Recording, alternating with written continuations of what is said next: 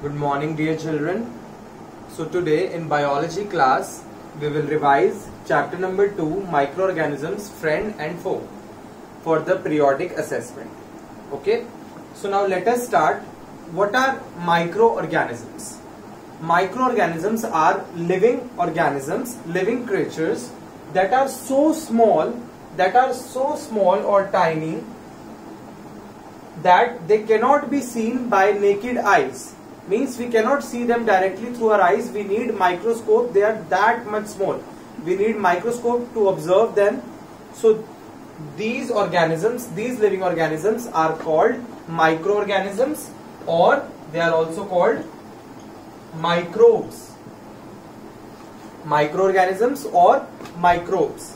Okay, they are so small, so tiny that they cannot be seen by naked eyes and can only be observed under a microscope. So they are called microorganisms. Microorganisms are present all around us. They are found in all types of environment, whether it is hot springs, marshy lands, glaciers or anything else. Means microorganisms can survive in every kind of climatic conditions depending on the type of the microorganism. Means they are present everywhere in every type of environment. Okay, depending on the similarities and the differences, the microorganisms are categorized into different classes.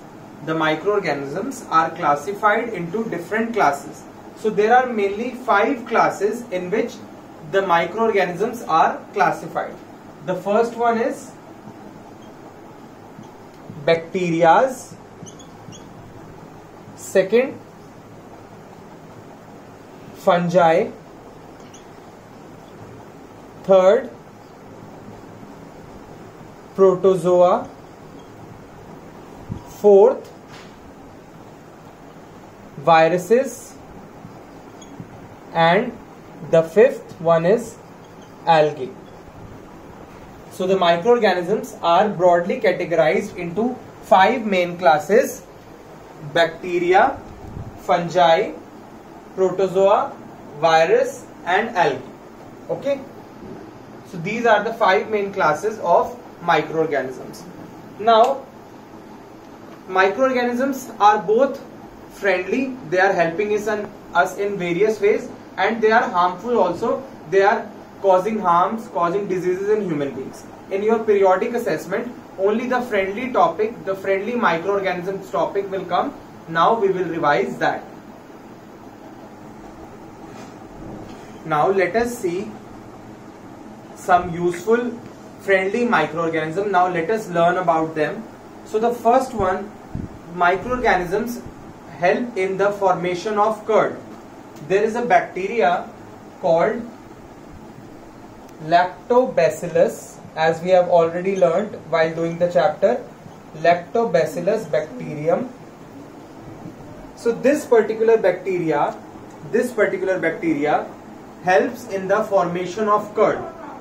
So what happens when your mother adds an inoculum, the leftover curd, to the milk during the night? What happens in that inoculum or leftover curd? This Lactobacillus bacteria is present. So this Lactobacillus bacteria multiplies means increase its number in the milk, multiplies in the milk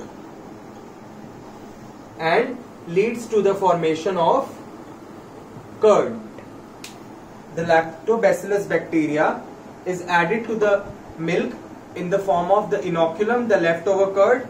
So it multiplies in the milk, means increase its number, and leads to the formation of curd. Lactobacillus bacteria is healthy for us. That is why curd is suggested for eating, because it has various health benefits. So Lactobacillus bacteria helps in the formation of curd. Now we will discuss about another microorganism, another friendly microorganism, that is yeast. So yeast is a microorganism which helps in the formation of cakes and breads. So how does yeast is doing that? When you add yeast to the flour, to the dough, what happens? The yeast multiplies, it increases its number and releases carbon dioxide gas. It releases carbon dioxide gas which raises the dough. For example, you have seen the slice of cakes. Or you have seen the cakes. You might be thinking there are various pores or tiny holes in the cake. Or bread. These tiny pores are because of the carbon dioxide gas escaping from the dough. Okay, so the raising in the dough is the result of the yeast. You must have seen your mother putting some baking soda or yeast in the batter for bhaturas. So what is this? This is yeast. Yeast help in the raising of the dough, okay, and it is used in cakes and bread industries for the preparations of cake and bread, because when it multiplies, it releases carbon dioxide gas which helps in the raising of the dough and formation of cakes and breads. Yeast is also used in the commercial production of alcohol, wine and beers. So when yeast multiplies, it forms carbon dioxide gas. We have learned this. There is one more process called fermentation. As we have already learned while doing the chapter, what is fermentation? The conversion of sugar into alcohol.